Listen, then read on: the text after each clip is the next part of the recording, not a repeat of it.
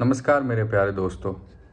आज हम एक हिस्टोरिक डिसीज़न का इम्पैक्ट समझेंगे जो 1998 में लिया गया था और जो आज भी वर्ल्ड पॉलिटिक्स में इंडिया को एक शेप दे रहा है। 1998 में अटल बिहारी वाजपेयी की सरकार थी जिन्होंने पोखरण 2 में न्यूक्लियर टेस्ट करवाया था। एक ऐसा मोमेंट जिसे इंडिया के नेशनल सिक्योरिटी के लिए वाटरशेड मोमेंट माना जाता है। उस समय दुनिया में एक नैरेटिव ये था कि पावर डिप्लोमेसी और मिलिट्री डिटरेंस अब सिर्फ कोल्ड वॉर के बाद भी रेलेवेंट नहीं होगा, लेकिन इंडिया ने कहा हम अपने स्ट्रैटेजिक इंटरेस्ट के लिए कभी कॉम्प्रोमाइज़ नहीं करेंगे और इसीलिए पोखरान के तुरंत बाद यूनाइटेड स्टेट्स ने इकोनॉमिक सैंक्शन लगा दिए, मिलिट्री एड, टेक्नोलॉजी एक्सपोर्ट्स और क्रेडिट फैसिलिटीज़ रोक दिए थे ताकि इंडिया को प्रेशर में रखा जा सके और उसके न्यूक्लियर प्रोग्राम को चैलेंज किया जा सके। सैंक्शन ग्लोबल फाइनेंशियल इंस्टीट्यूट तक जाकर इफेक्ट करने की कोशिश हुई और जब तक ये सैंक्शन था तब तक ट्रेड और इन्वेस्टमेंट सेंटिमेंट्स पर इम्पैक्ट दिखती गई। लेकिन एक इंटरेस्टिंग ट्विस्ट ये भी है कि सैंक्शन ज़्यादातर शॉर्ट टर्म थे और 2011 तक ज़्यादातर सैंक्शन लिफ्ट भी हो गए। अब आज की दुनिया को देखिए, यूएस, वेनेजुएला, पाकिस्तान हर जगह स्ट्रैटेजिक पावर डायनामिक चला रहा है। यूएस वेनेजुएला टेंशन में economic pressure, embargo and oil politics चल रही है। पाकिस्तान जिसके पास न्यूक्लियर है, डायरेक्ट मिलिट्री कन्फ्रंटेशन अवॉइड करती है क्योंकि डिटरेंस रियल पॉलिटिक में काम करती है। और इंडिया न्यूक्लियर डिटरेंस के साथ अपने डिप्लोमेटिक और इकोनॉमिक वेट को भी ग्लोबल लेवल पर इस्टेब्लिश कर चुका है।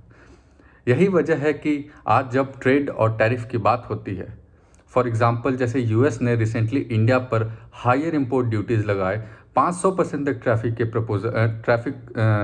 टैरिफ लगाने का प्रपोजल डाल रही है और जो कि कल ट्रंप ने बहुत सारे प्रोडक्ट्स के इंपोर्ट्स पे लगा दिया। ऑफिशियल रीज़न ये भी इकोनॉमिक और ट्रेड इम्बैलेंस दिया गया, लेकिन ग्लोबली जब आप स्ट्रैटेजिक अलाइनमेंट को चूज़ करते हो, जैसे रशिया से एनर्जी डील करना, तो ट्रेड टेंशन राइज हो सकता है। कुछ मीडिया रिपोर्ट्स उन टेंशन को पोखरान के लेगेसी प्रेशर का कंटिन्यूशन मानते हैं, लेकिन डायरेक्ट कैजुअल लिंक ऑफिशियली नहीं कह सकते। इसका मतलब ये है कि पोखरान एक स्ट्रैटेजिक बेसलाइन सेट करके गया जिससे आज के जियोपॉलिटिक्स में India flexible diplomat, stronger defender और स्ट्रैटेजिक पार्टनर करके रखता है। And that same strong posture sometimes creates short-term economic friction with the powerful trading partners.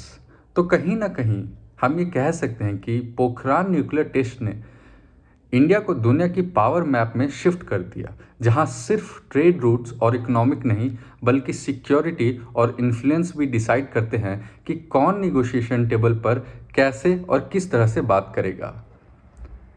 तो हम देख सकते हैं कि जिस कंट्री के पास न्यूक्लियर पावर है वो कंट्री अधिकतर अपने टर्म्स पे ग्लोबली अपना जियोपॉलिटिक्स खेल सकती है, जिसमें कि भारत एक बहुत ही पावरफुल स्टेज पे है करेंटली। तो हम ये कह सकते हैं कि आज 1998 में अटल बिहारी वाजपेयी जी ने जो डिसीज़न लिया था, जिसका साथ एपीजे अब्दुल कलाम जी ने दिया था, उसकी वजह से आज भारत इस मजबूत स्थिति में है कि भारत को डायरेक्ट चैलेंज करना थोड़ा डिफिकल्ट है। हिस्ट्री से प्रेजेंट तक का जर्नी और कैसे पावर पॉलिटिक्स वर्ल्ड ऑर्डर को शेप कर रहा है, ये हम आज भी देख रहे हैं। जल्दी मिलते हैं, देखते हैं अभी क्या नया चल रहा है, क्योंकि अभी रिसेंटली आज की ही न्यूज़ है कि ईरान में अनरेस्ट बहुत ही तेज़ी से बढ़ रहा है।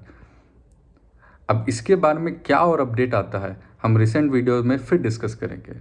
आज के लिए सिर्फ इतना ही, बट ये याद रखिए क्योंकि पोखरान हुआ इस वजह से आज हम बहुत ही हायर एज पे बैठे हैं।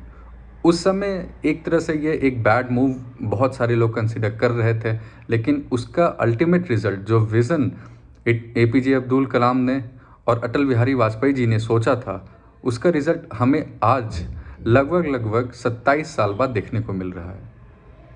आज के लिए बस इतना ही। चैनल को सब्सक्राइब कीजिए, लाइक कीजिए, कमेंट्स कीजिए अपने व्यू कि आपका क्या सोचना है और अपने दोस्तों के साथ भी शेयर कीजिए।